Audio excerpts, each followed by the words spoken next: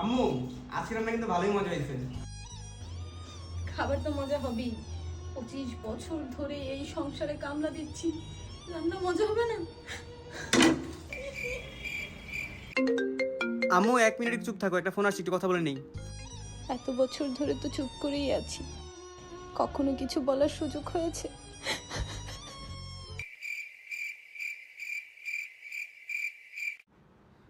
আম্মু তুমি বাজারে গেছিলা, বললাও তো না। মাফ করে দিবেন ছোট সাহেব, বলে যেতে ভুলে গিয়েছিলাম। কিছু লাগলে বলেন, আবার এনে দিই।